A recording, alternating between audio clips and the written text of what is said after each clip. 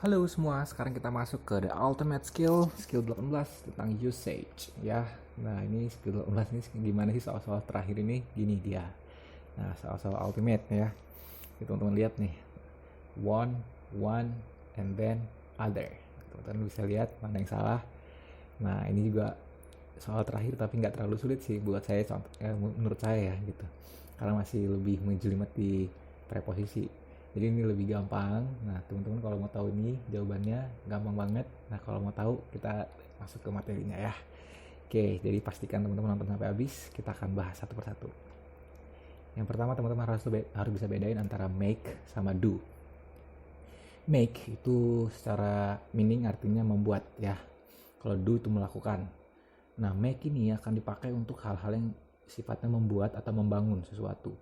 Membuat sesuatu atau membangun sesuatu. Contohnya kayak membuat pakaian ya, membuat pakaian, terus membuat kue, terus membuat kesalahan itu make ya. Terus make response itu membuat ya. Tapi sedangkan yang do itu yang sifatnya melakukan, seperti melakukan pekerjaan ya, berhubungan sama job.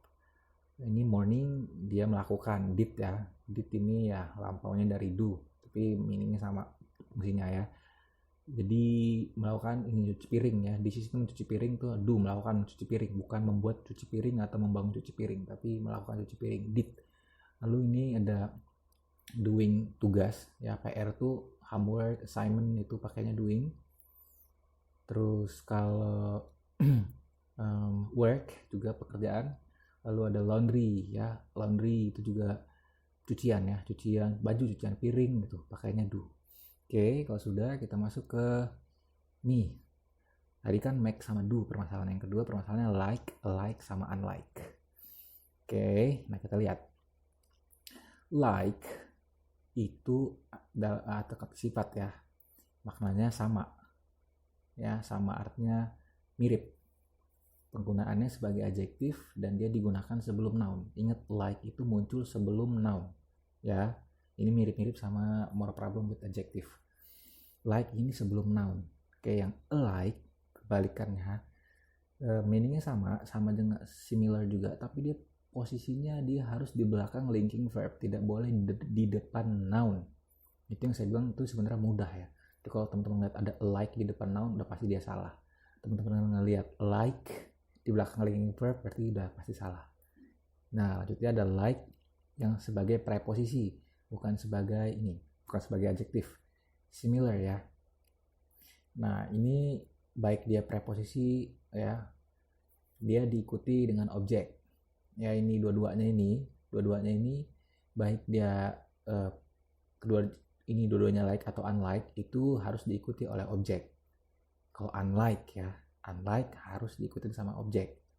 Nah, kalau alike itu sama, unlike itu beda ya, berbeda, tidak sama gitu, tidak mirip. Mereka bisa digunakan dalam banyak posisi, termasuk di awal dari kalimat ya. Oke, pokoknya setelah like itu benda, unlike juga harus benda ya, objek, benda. Tapi kalau alike ya sebagai adjektif dia harus ada di belakang linking verb. Oke, gitu ya. Jadi kalau ini belakangnya harus ada benda. Nah, ini juga harus ada benda yang like, yang adjektif ini. Tapi kalau yang alike dia harus di belakang linking verb. Contohnya ini, John and Tom are alike. John dan Tom itu sama ya. John dan Tom work in like manner. In a like manner. Nah, like-nya di sini itu dengan ada objek di belakangnya, manner ya. John is like Tom. John is unlike Tom, ini contohnya. Ini like Tom, seperti Tom, John tinggi. Tidak seperti Tom, John tinggi gitu ya. Jadi kalau like unlike dia tetap harus ada objek di depannya. Gitu. Oke. Ya. Kalau alike yang sebagai adjektif dia pokoknya kalau alike bukan unlike ya. Alike-nya disambung gini dia harus di belakang linking verb. To be-an gitu. Atau ingat linking verb yang udah dibahas sebelumnya, kata-kata kerja yang masuk ke linking verb. Nah, ini yang berikutnya ada other, the other, another. Ini hubungannya sama indefinite sama definite. Kalau indefinite itu general, kalau definite itu spesifik. ya.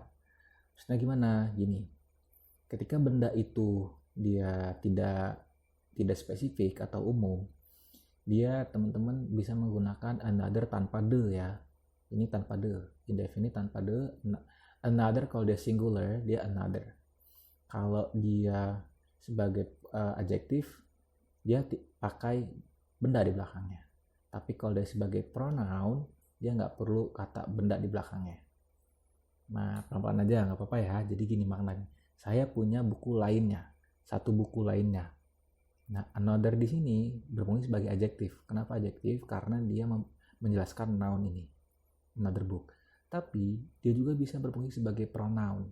Artinya apa? Dia nggak perlu lagi bilang book di belakangnya karena orang sudah tahu bahwa another-nya ini another book. I have another, gitu. Oke. Contohnya gini misalnya, saya punya 2 buku. Oke. Terus kamu pinjem 1. Terus kamu tanya dengan saya, terus kamu gimana? Saya bilang, don't worry, jangan khawatir, I have another book, gitu ya. Atau saya bilang, I have another, sama aja, gitu ya. Tapi 1, ingat, singular. Nah, gimana kalau misalnya dia banyak, plural, maksudnya bukunya banyak. Anda bisa bilang pakainya other, bukan another, ya, pakainya other, karena banyak, tapi harus pakai s belakangnya, other books. Saya punya buku banyak, terus kamu pinjam 1, saya bilang I have other books. Saya punya masih banyak buku lainnya, gitu ya. Atau kamu bisa bilang I have others. Nah, ini maksudnya sebagai pronoun, ini sebagai pronoun. Oke, adjektif pronoun. Posisinya adjektif atau pronoun gitu ya. Lalu ini teman-teman lihat kalau dia sifatnya umum. Sifatnya khususnya definite. Kalau definite, teman-teman bisa menggunakan the depannya, harus menggunakan the ya. I have the other book, I have the other, tidak pakai another meskipun 1. Paham ya? Oke, karena fungsi an yang di another ini sudah diambil sama si the, jadi the other book atau the other karena spesifik bukunya. Contohnya gini penggunaannya, saya punya 2 buku ya, buku A sama buku B.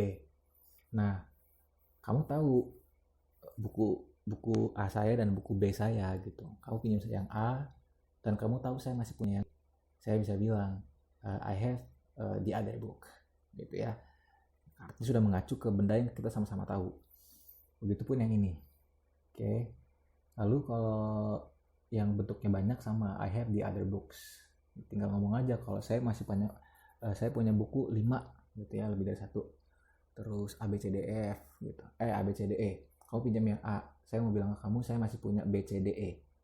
I have the other books. Bukunya yang mana aja? B C D E. Gitu ya. Other-nya sebagai adjektif, kalau dia sebagai pronoun langsung bilang I have the others. Gitu ya. Nah, preposisi harus bertemu dari bentuk di atas ini yang berfungsi sebagai pronoun. Ya, with another.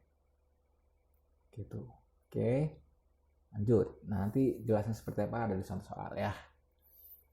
Oke, itu materinya teman-teman, saya kasih lihat ini yang tadi. Oke. Jadi udah tahu ya salahnya yang mana ya. Oke, harusnya jawabannya adalah ini ya. Kenapa other salah? Karena teman-teman lihat coba ya. Si Thornton Wilder ini memenangkan 1 piala Pulitzer, hadiah Pulitzer pada tahun 1938. Untuk play ini ya, Our Town judulnya. Dan kemudian dia memenangkan 1 lainnya di tahun 1942. Nih ya.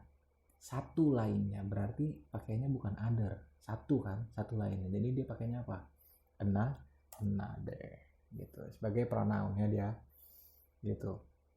Nah, itu dia contohnya teman-teman untuk skill 18. Ini mudah banget. Jadi nanti kita akan masuk ke contoh soal nomor 2 dan sampai 10. Mudah-mudahan nanti lebih paham ya. Thank you. Sampai ketemu lagi di contoh soal. Bye.